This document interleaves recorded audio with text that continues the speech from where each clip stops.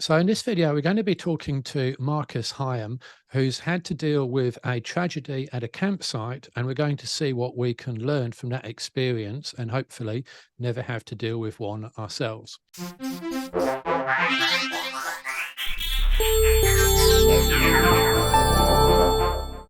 So Marcus, thank you very much indeed for taking the time to talk to us and share your experience so that we can all learn. Could you please just give us a bit of a background as to your experience of forward driving and how you came one day to be leading that trip into the Red Centre? Okay, I started four-wheel driving back in 1984 when I joined the army and did a driver training course. And I started off in early Land Rovers, international trucks, graduated up to the more modern Parentis, into the Unimogs and Macs, and in the armoured side of things into the M113 family and onto the Leopards. So, yeah, a bit of four-wheel driving and off-road driving in general. From there, when I discharged back in about 2000, 2001. I went to work for a company doing, I was actually initially employed doing snow transport for Mount Bawbor through the company that I'm working for, Mountaintop Experience, and ran that for about 10 years. And then I was doing tag-along tours in the middle of all that up in the high country in Victoria. I've been doing driver training. I've been doing driver training in four-wheel driving for about 20 years since I've been with Ron. And I did a heap in the army, obviously, running courses there. And I've also done some prototype driving for major manufacturers. So I can't go much into that because I've signed NDAs. Yeah. So I've spent a bit of time up in the Red Centre and further up north doing that sort of stuff. And yeah, so currently at the moment, I just basically concentrate on the four-wheel drive tours. We don't do too many, but yeah, driver training four-wheel drive tours. Right. Okay. So clearly a highly experienced operator then.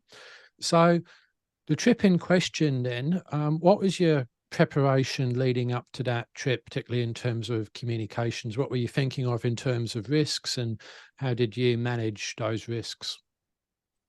Well, basically, well, obviously, normally the normal sort of special the normal UHF communications and stuff, making sure everybody in the convoy had a UHF and we had heaps of spare handhelds.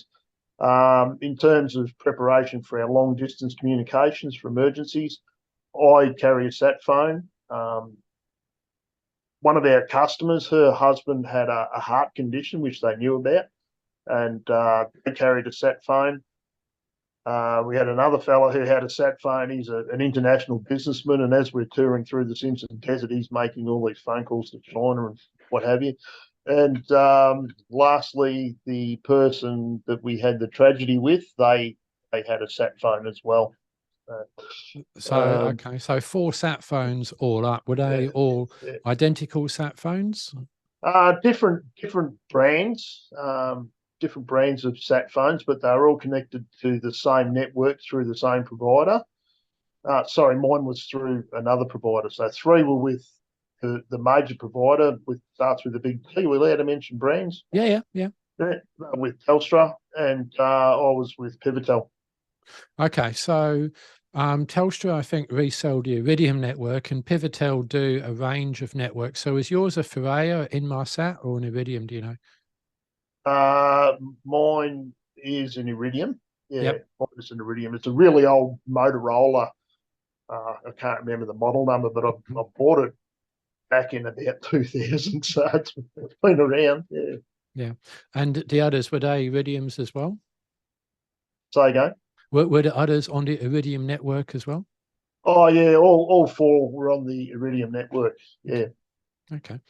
All right. So that was the pre-trip preparation. Then anything else of note, which might be pertinent later on at this point, the pre-trip stage? We had obviously my trip planning. I had I'd emergency contact numbers, all the police stations applicable along the route, RFDS phone numbers, vehicle workshops if we needed to do off-road recovery and needed to call in some, a tilt tray or whatever out there, had all those phone numbers. So yeah, I thought we were pretty well informed on who we could contact if we encountered anything beyond. Let's say again, encountered anything beyond the help that we couldn't provide ourselves if we needed something bigger. Yeah, so that's pretty much it in regards to that sort of preparation. Yeah. Yeah, and 4 sat phones in a group of what, 7, 8 is quite a lot. Yeah, group of 8. Yeah, group of 8. So 50% of vehicles with sat phones is quite unusual. Yeah. Yeah, so if one gets lost, you still got 3 others to rely on, and the Iridium network's pretty reliable as well. So yeah, I It understand. is, well, normally, but Yeah, we'll get into that a bit we'll later come to on. that. Yeah, okay. All right. So so that was the pre-trip prep. So talk us through the trip itself. What happened on the trip, and people met at a certain place, I don't know, Adelaide, Melbourne, whatever else, and you went off, and just sort of talk us through a bit of a day by day briefly. Okay, so we had people coming from basically anywhere in southeastern Australia. We're actually heading up to Birdsville. But what we did is we actually had the group meet at Peterborough. So we met at Peterborough in South Australia, and then we travelled up. I think we travelled via Corn because someone wanted to try the gin distillery there and whatever. We ended up at Farina the first night and refuelled at Maree the next day and on to Birdsville. Got refuelled and did whatever we had to do, get last minute supplies, and headed out to Big Red to have a bit of a play on Big Red, and then we headed out the QAA line as far as we could go, making camp. It was that day one of the official visit part of the trip. Then we went down to, which I now know is pronounced Pickles Corner, not Pickles Corner, it's Pickles Corner. Yeah. And then we wandered our way up past Beachcomber and got into the Hay River track proper. Mm. Yeah. So we spent leisurely 2, 3, 4 days heading up the Hay River track to Jervois Station. We did a side trip out to Madigan's Camp 12 to replace the visitors book and do some repairs to the Land Rover Owners Club visitors book there. And Jervois Station, back around through Hearts Ranges, Ruby Cap, into Alice Springs for a couple of nights R&R and do some many repairs and what have you, washing socks and jocks and whatever. And then headed down via Santa Teresa, Old Andado, Mount Pear, the hot springs, Dalhousie, that's the one. Yep. Dalhousie. Dalhousie, or did you go as far as Coward Springs? We went past Coward Springs a bit later on, but yeah, we did Dalhousie, and then we went to Aringa Waterhole. I don't know if you know Aringa Waterhole. Yeah. So went to Aringa Waterhole, and then back down the Uden track and home from there.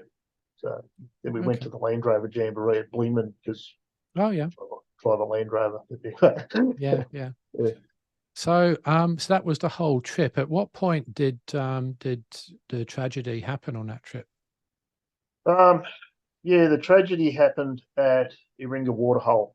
It was towards the end of the trip, and what happened? We'd had a campfire and meal and everything the night before by the waterhole. Photos of the sunset. Everything was. It was just a normal night by the campfire with a group of people enjoying ourselves. Eventually, everybody retired to bed, and we got up in the morning. The early risers got up and stoked the fire and got the jaffles and the hot water going and what have you. And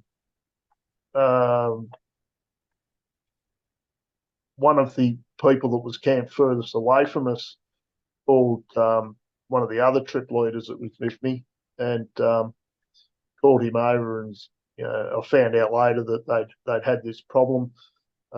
This this guy's alarm had gone off. It had been ringing for about 15 minutes, which is pretty unusual for him. He usually gets out of bed on the second ring. Person in the tent next to him wondered what was going on, so they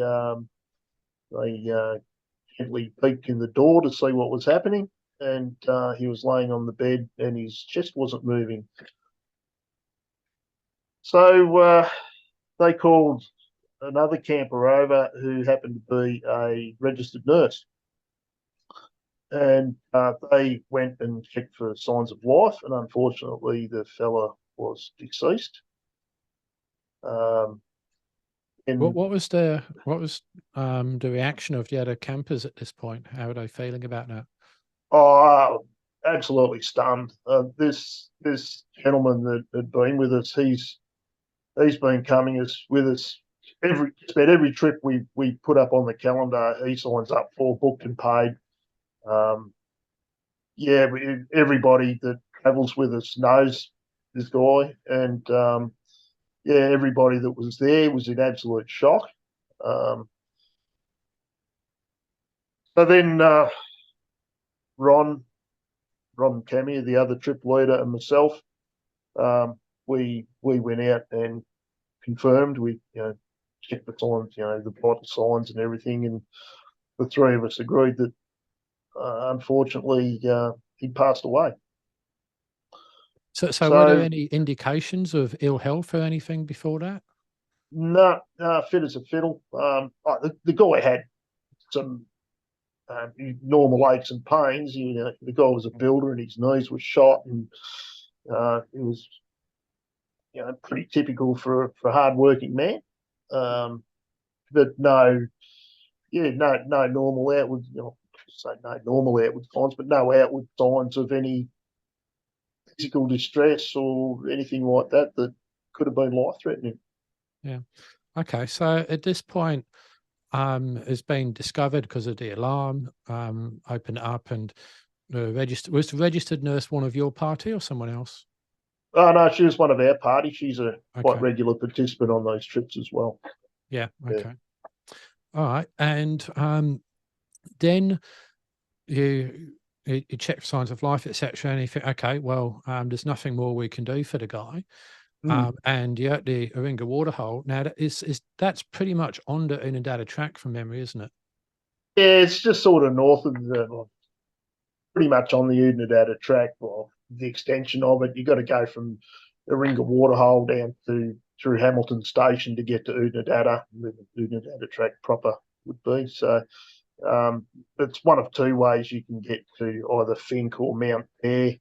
It's a bit of a bypass detour to get to Dalhousie, but it's a beautiful spot. Yeah. Okay.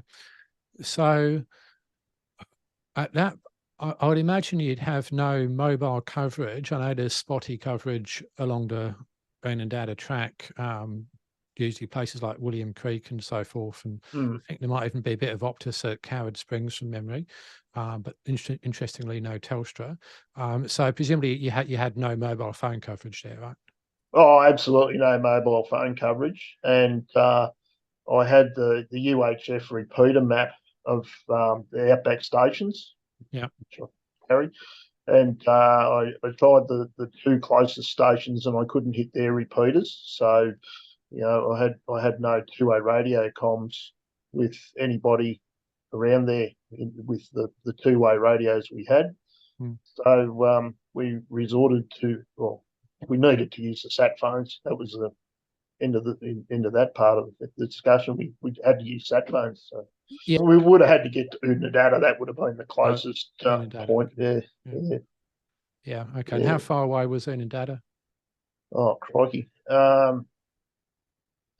Off the top of my head, look. I'll look it up on the map later. But it's a good ways down. Look, if I said 150, 160 kilometres, yeah, maybe about that. So, yeah, okay, so quite a while there. Okay. Yeah, which is still a couple of hours in that country. So oh, easily, yeah, easily.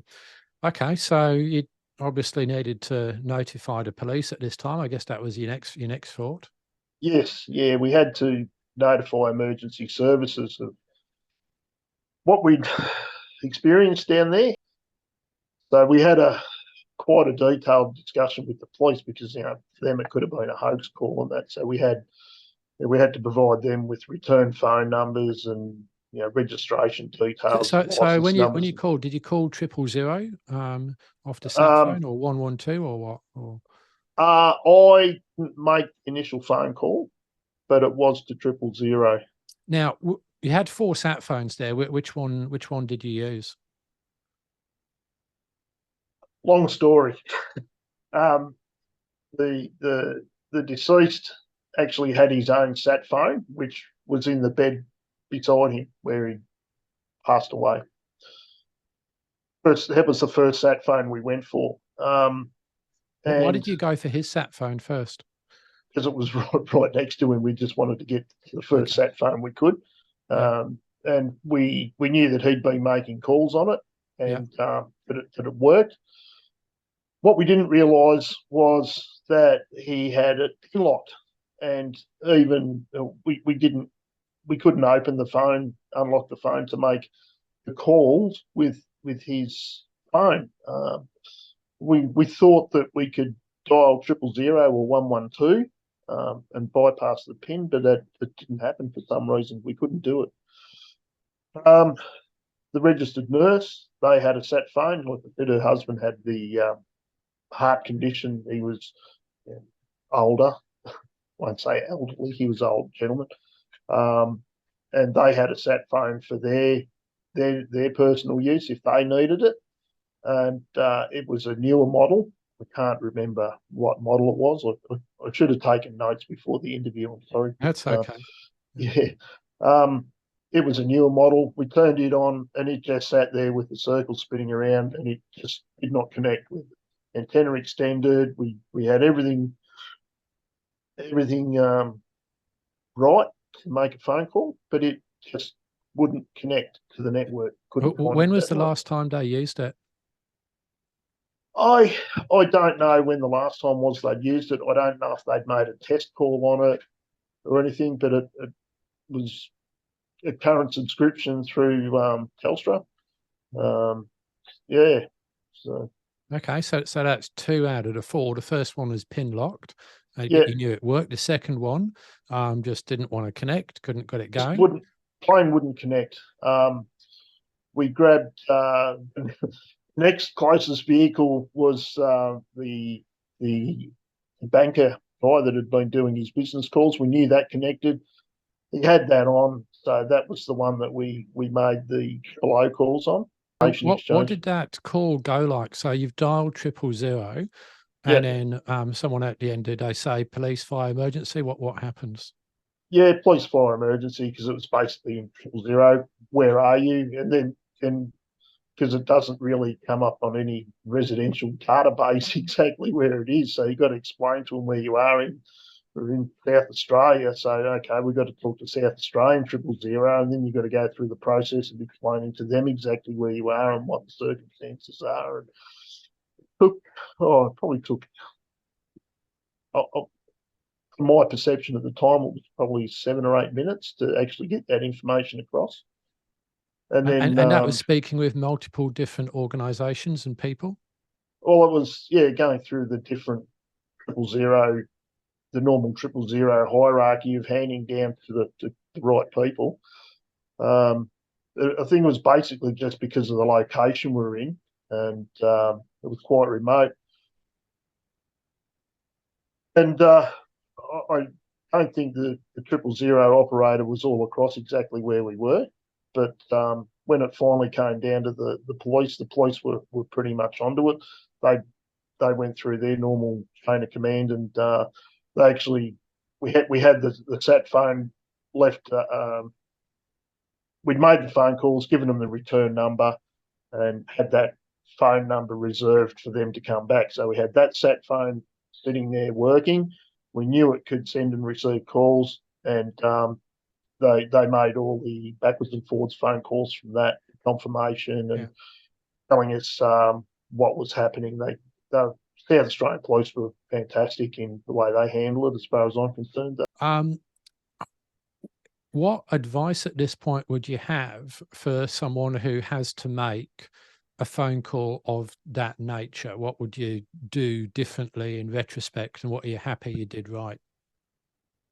If you have a sat phone, make a call on it before you go out push, and wherever you're going, and make sure the thing works and connects. I still haven't found out why the registered nurse's phone did not connect. I will be asking her on Friday when I see her. We're actually going to the funeral. So my next point will be I will have a second form of communication, and it will be two-way communication, and I will be going back to the HF radio, one of the four-wheel drive radio networks. So I will have an HF radio as well as a sat phone. So Yeah. I want. Okay. So when you have to make that phone call, you're going to need to supply information, and some four-wheel drive clubs have the practice of getting everyone to write down medical details, next of kin, a few more things in an envelope, Yep, and then they hand that to the trip leader, and the trip leader only yep, opens it in case of emergency, and at the end of yep, the yep, trip, it gets handed back. yep. Do you think that's a good idea? Did you do something? Did you have all the information to hand?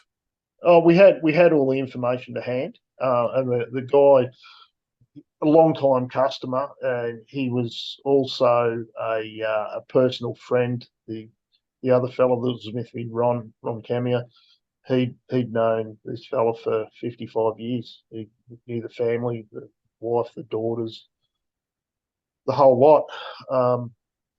Yeah, so it was very stressful on him, very stressful. He handled it brilliantly. He kept himself pretty well composed. Um, I should say with the fourth sat phone, my sat phone, we kept it. It didn't lose any connection at all. It was rock solid. Where the third one that we used, the one they actually made the 000 calls, it had a few bugs. It dropped in and out a few times. Boss signal, but the 20-year-old Motorola that I've got, it just kept plugging along. It didn't drop out at all. So Yeah. it was amazing. Yeah. Now, from memory, that waterhole, there's no hills, mountains anywhere else, right, to get in the way No. of the signal. So Yeah. there's really no excuse like being in the Victorian High Country. It's very, very flat country. Oh yeah. We've tried to make sat phone calls in the high country before, not for emergencies or anything like that.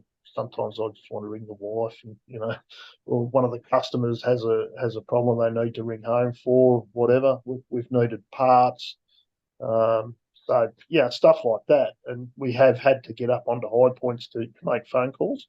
Hmm. Yeah, but there's no reason we shouldn't have had good connection there. Big open sky, it's beautiful. Okay, so you had the ability to, so you've made the phone call, you spent 7 or 8 minutes total talking, and the police are notified then. Yep, And on a sat phone, obviously you can talk and you can communicate that way. How do you yep. think that would have gone if you had a text messaging service only? I I don't know. I can't imagine that. Well, sorry, I'll go back. I think that would be very stressful. Sending a message and waiting for a reply, not knowing if the message has been received, not knowing if you're going to get the reply. Whereas if you're talking to somebody on the phone or on the radio, you've got that personal touch. You've got that line of communication. You're not trusting Hmm. whether the computer that's sending the SMSs is going to give you the message. Yeah, so apart from a sat phone, you can get satellite messages which only send text messages. So if you Yep, had yep, one of those, you couldn't send a message directly to the police. You need to send a message to someone at base, a trusted friend or whatever, and say, "Hey, this has yeah, yeah, happened."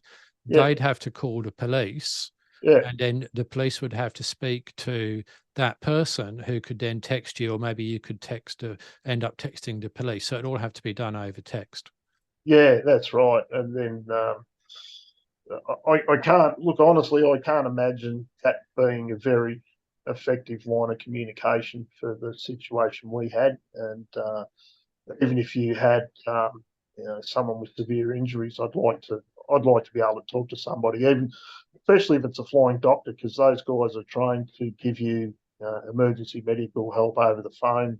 What do you got in the first aid kit, how to use it, and all that stuff. And yeah, so they're really good.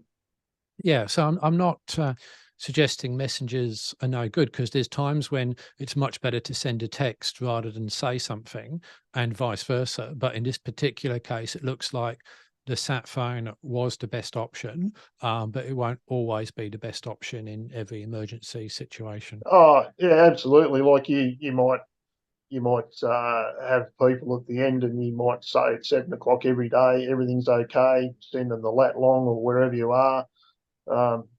We're okay. Here we are.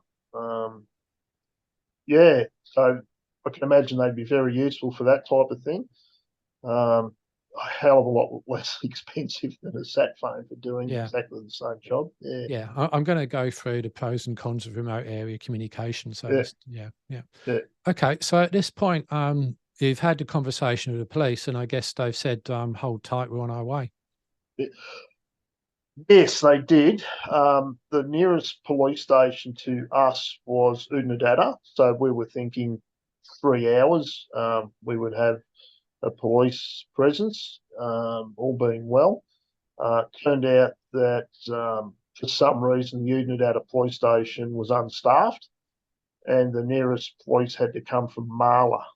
Wow. Okay. Yeah, so by this stage, we'd sort of worked out that the fella had probably been deceased for 2 hours. The phone calls started around 8 a.m. in South Australian time, and it was 2 p.m. when the police got there. So it was a 6 hour wait for police to get there. Yeah, I was going to say, I just looked it up. It looks like 6 hours. Yeah, so 6 hours. Yeah, so we had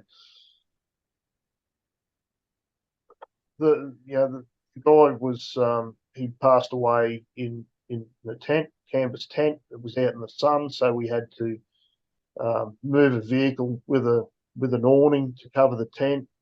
Um, I had a gazebo. We put a gazebo up over the tent. We had plastic tarps pegged out around it, and we also used some some of those green like shade cloth type mats that you put under tents. We had them placed around it where it could catch the breeze, and we were actually getting buckets of water out of the water hole and wetting them down so the breeze would cool the air as it went through, like the old Coolgardie say. So yeah, it was about 33, 40, 34 degrees outside, and I hate to think of what it was like inside the tent. And added to that, we had some of the people had never dealt with anyone that was deceased, and they wanted to stay at the far end of the camp. They were a bit spooked by the whole thing, and there were a few of us that had contact with deceased people and weren't that bothered by it. So we looked after him and tried to give him as much dignity and respect as we could. How did While you we were waiting for manage? the police. How did you manage the group? Because as you say, it's a stressful situation there. Yeah, How did you manage all of those people with the varying reactions? yeah. The group that didn't really want to get involved, they were down at the other end of the camp. They sort of physically and emotionally distanced themselves from where the incident happened. So while I was down there, I went down and I said, well, if you guys are, if you're not doing a heck of a lot, we're going to need cups of tea, drinks, something to eat. Can you knock up some jaffles or do whatever? Just keep us going. We didn't have a heck of a lot to do once we'd set up the shade and everything. There wasn't a lot we could do other than coming through and putting water on the shade cloth to keep that cooling breeze going through. And I actually gathered everyone down at the fire, and we sat around in a circle, and I grabbed a notebook, and I started off a timeline of the events. So I had it written down what time the alarm went off, who every person's involvement at every stage through it, and we ended up with 3 pages of notes, and everybody contributed to that around while we were sitting there, because we had 6 hours to kill this, and there was not much more we could do really. So um, that took a while, and then I passed the notes around the fire. Everyone read it, and I got them to initial it to say that they'd read it, and and if they wanted to add anything, but nobody did. Everyone was pretty happy with that. Um, and at the end, I signed it, and I got someone else to witness it. And when the police eventually turned up, um, I handed the timeline with everyone's initials and our basically as a statement. I'm not. I don't know if it helped them or not, but I think as part of the PTSD, handling the PTSD side of things, where it gave people a chance to reflect on things and manage the stress and the shock that way. So I think that might have been a good exercise in its own. Do you think it helped that people had something to do? Because you told one group, okay, organize some food, water, etc. You had the other group sorting out the tent. Do you think that was helpful to give people jobs? And Oh yeah, absolutely. It's just trying to take people's minds off what happened, and everybody wanted to do the best for the guy that was deceased, and everybody else it was a really fantastic group effort. Everybody chipped in, everybody did their part, and there were no slackers. Everybody had something to do in their own way, and everybody contributed. And I won't say it made it a fantastic experience, but it actually brought us all together because everyone recognised they had their own little thing to contribute. yeah, okay. So at this point, you've done everything you can, and it's pretty much just a waiting point, and then the police get there 6 hours later, which, to be fair, is probably pretty damn quick considering the conditions and everything else. So they're rolling in. What did they arrive in? How many were there, and what happened? Uh, we could actually hear them coming from a long way away because they came in with a flat tire and they were travelling pretty fast. So it was making a fair roar when they pulled Oh, up. so they were And driving with a flat. yeah, back left hand tire was flat, and they just wanted to get there. So it must have gone flat not far before the waterhole. There was no damage to the sidewall or anything. The tire was hot, but it wasn't about to disintegrate. So when they pulled up, the 2 trip leaders, myself and Ron, went over and introduced ourselves, and gave our story. We ended up getting everyone together because the police wanted to everybody's identity, phone numbers, email addresses, all that sort of stuff. And I must add that because the guy's cause of death hadn't been diagnosed, it was a crime scene. Yeah. It was potentially a crime scene. So we couldn't pack tents up. We couldn't dispose of rubbish or anything like that. So we basically had to just sit there with the tent site as it was, tend to the guy's body and just look after ourselves. And so we had to take photographs of the scene, which on account I didn't want to take them on my camera, on my phone, for some reason. And the other one, Ron, he took the photos on his phone, which went to the police. And then when they turned up, they took their photos to sort of corroborate the two sets to make sure that the scene hadn't been interfered with, I guess. And so we went through the statements. The person who first found the body, who was the deceased's travelling companion. They were long-time friends. And the police took him aside and interviewed him, of course. In the notes that I'd taken earlier on, I'd even asked people what did he have for his last meal, what did he have for tea last night, okay. which it turned out it was a pre-packaged one of those meals you add water to and let it stand and stir it. It's one of those camping things that you get at the stores. Quite tasty, actually. I actually went to the stage of getting the meal wrappers that those two had eaten. They'd actually eaten two separate items, two separate menu items. So I pulled them out of the rubbish and bagged them for the police. So went through all this process for them, and the police turned up, established who was who in the zoo, and did all the process of identifying everyone was there, vehicles, the whole thing, and then we went away. We actually got the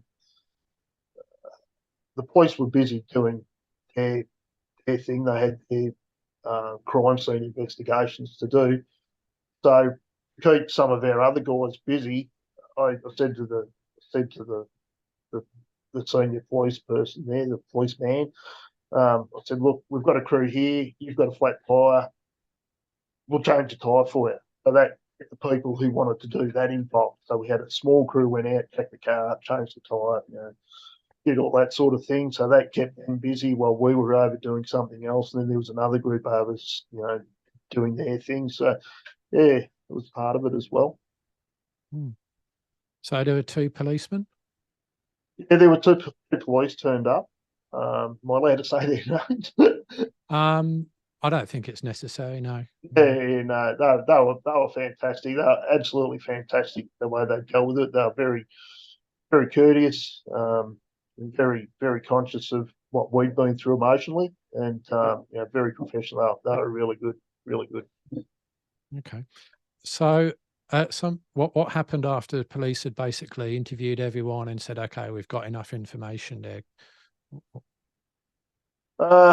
Well, then it was time to actually remove the guy from the tent for transport. So there were only the two police, so they had the kit to deal with the body. They had the what? Sorry, they had all the gear to deal with the body. So the body bag, rubber gloves, all that type of stuff. So all the protective gear we needed. So went in with the body bag, and four of us went in. Five of us went in. We had to roll the body over, hold the body bag in half, put it under one half of him, then roll him back into it. And that was done, and zipped him up.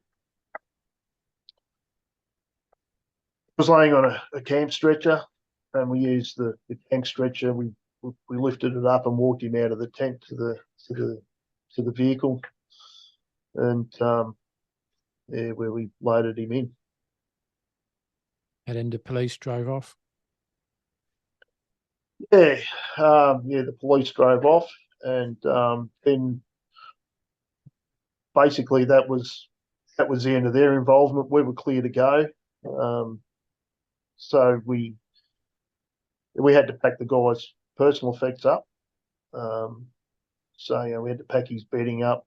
We actually rolled his mattress and sleeping bag up and put him in a garbage bag. Then folded his stretcher up, dropped the tent, packed it away, and his travelling companion actually drove that vehicle away from there. I don't know how he did it, because it would have been pretty eerie feeling. And then he didn't want to head straight off. We were going to Dalhousie that night. Nobody really wanted to camp there again. So we shot out over to Dalhousie, and We sort of broke into two groups at Dalhousie. There were the people that were sort of dealt with it in their own way by just sitting around quietly and talking about it. And then there was another group that went over and might have had a few sherbets and discussed it that way, which some people in the other group thought was a bit inappropriate because they thought it was we were too loud and boisterous about it. But it was different people expressing their emotions and letting those things out in their own way. But, we had a debriefing about it all the next morning. So yeah, it was all pretty good. So. Did you use the sat phones again to contact next of kin and other people? We had tried. We had tried to contact the guy's wife, and that was our first concern when the police pulled up. Had his family been notified? And as we better or for worse, we had tried to ring her because we knew her. But eventually the police, they relayed the message to police in Victoria, and Vic Pole made the notifications. And when South Australian police came back, they had the details of the policeman who had been around and notified her and the whole thing. So that was a really good piece of feedback for us because we were quite concerned that she didn't know. So the sat phone still proved useful then. Oh, absolutely, yeah. So what I was saying, we had the one sat phone reserved for 000. We had my one, which was basically, we weren't using it for 000, but we left it on and open so we could make other calls for different reasons. So yeah. Okay, so that's probably another learning point then. So you've got one phone which is left open for incoming calls whilst you're using the other one to do other things there. Yeah. And I guess another point would be, if sometimes you really just want to talk to someone in a situation of high emotional stress, and a sat phone will let you do that, but a messenger, it's not the same, is it? To send a text message and someone's got to say, "Hey, I've got this text message and passing this on." It, you kind of want to have that.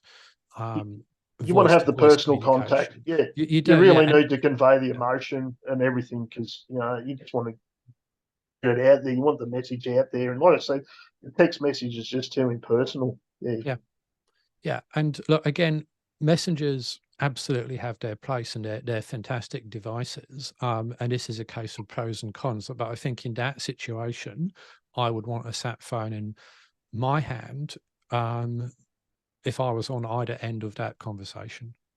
Oh, absolutely. Oh, sat phone, HF radio. I want to talk to a human. I honestly really feel in that case I'd rather talk to a human than be sending a text message. Yeah, that's me. So yeah. Okay, so I think that's probably more or less the end of the story, isn't it? At this point. Yeah, pretty much. Well, the travelling partner, he took off with the guy's car the next day, and did he have his own car? No, he was travelling in the deceased's car, so he drove that back with all the gear, which it's that would have been an incredibly difficult job because they had to get out they went out onto the Stewart Highway, and it was still 2 or 3 day drive back to Victoria. So, and he would have had a lot on his mind, and he still had to take the car back to this fella's family. So, he was. It would have been incredibly tough for him. And one of the other vehicles in the group actually escorted him as well. They pulled themselves out of the trip. So that was really good of them. Yeah.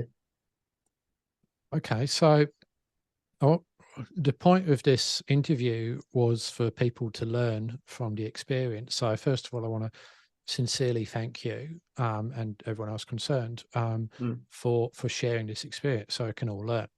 And I've been taking notes, and I've got 4 points which we can add to as you disagree with or discuss. Yeah, absolutely. The first one I pulled out is test your kit. So Yep. send messages with it, make the odd phone call here and there at home before you go, and also during the kit time as well. I mean, sat phone calls are expensive, but there's certainly normally an amount of included minutes, and just to have Yeah. that peace of mind that it knows. Absolutely. Yep. Yeah. The second point is make sure someone else knows how to operate it, because we don't know what went wrong with that nurse's phone.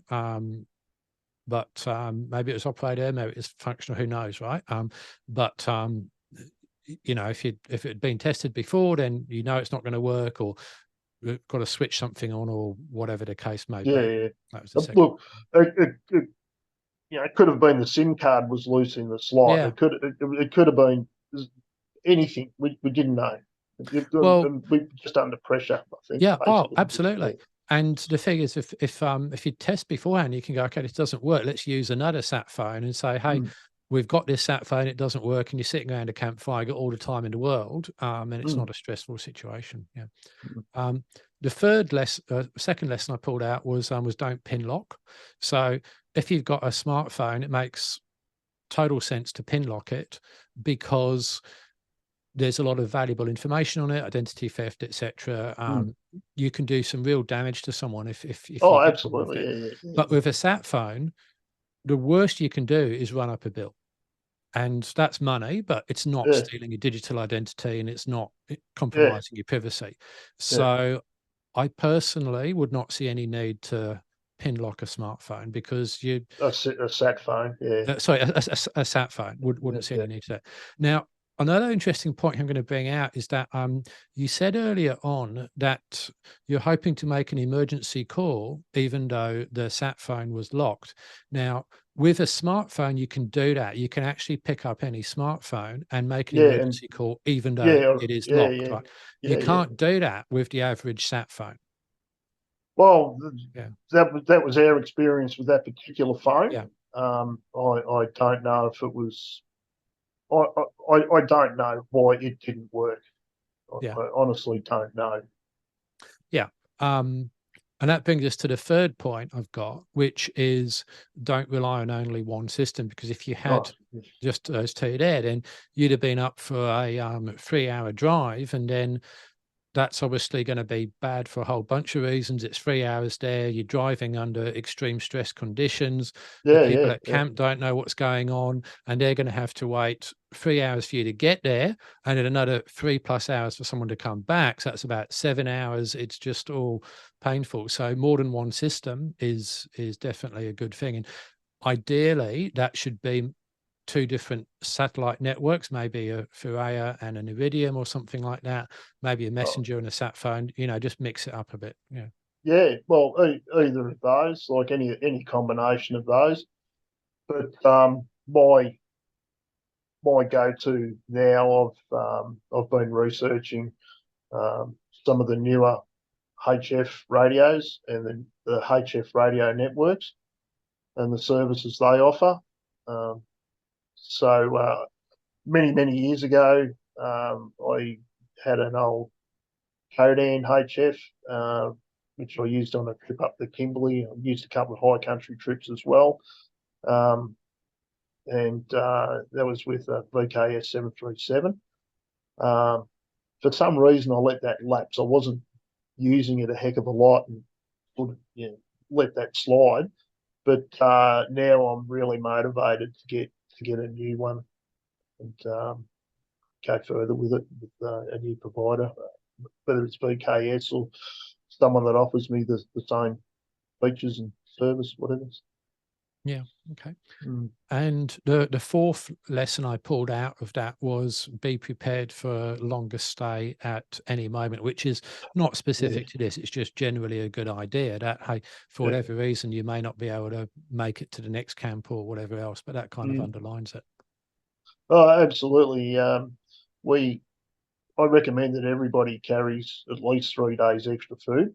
I mean, in this case, it was 7 hours extra food that we needed. But it could have been something major. We could have been further out in the desert. It could have been a totally different scenario where we could have been, waiting for days.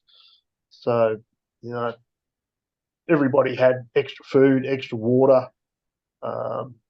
So that wasn't too much of a problem. So, but yeah, by all means, carry extra food, carry extra water, whatever other supplies you need. You know, medications. You know, people travel in these areas need medications. If you've only budgeted for X amount of days of medications and you run 5 days over, you know, could be life threatening as well. Yeah. Yeah. So those were the 4 points I had, which was test your kit, don't pin lock it, don't rely on only one system, and be prepared for a longer stay. Is there anything else which I've missed, which you'd pull out as a lesson for the future, and anything you did well, you're happy about and go, yeah, I'd do that again, or oh, I could have done better? I was personally, I was really happy with the way the group worked together. And that was, I think that was just the way we managed it and the quality of the people we had. So we had a really close knit bunch of people.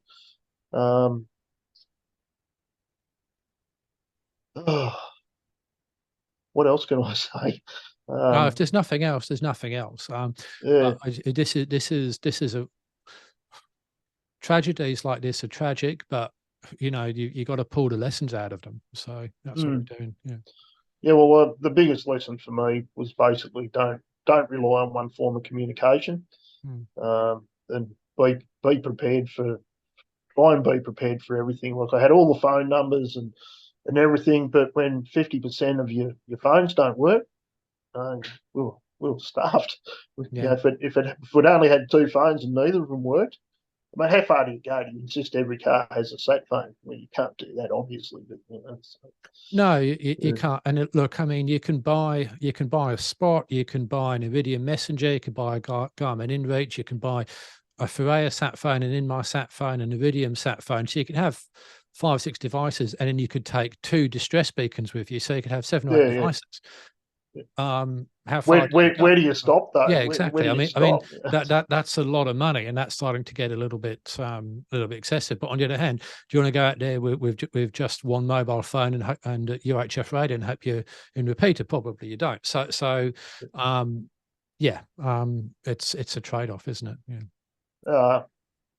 Look, it's like everything in four-wheel driving and everything in life is a compromise, and it's just a matter of sort of learning from your mistakes, from other people's mistakes, working out what's best for you in situations, and just going from there. But yeah, it certainly was an experience I hope to never repeat. Yeah. Well, Marcus, I hope you never have to repeat it. I hope no one ever has to repeat it. Thank you so much for your time. I really appreciate that. And I do hope people watching this will learn from this as I have. And I know you have, and we can be better prepared for our trips into the future. So again, thank you very much. Oh, you're absolutely most welcome, Robert. It helped me get a lot off my mind because I still think about it. There's a lot of points. There's a lot of times I still think about what happened that day. You know, with 3 weeks in since the incident, and we haven't had a funeral yet, so there's no closure for us yet. And yeah, I just encourage everyone to enjoy the outback, enjoy wherever you go with your 4-wheel drives, enjoy what's out there for us, and stay safe. I'd love to see you out there sometime. Thanks, Marcus. No worries, Robert.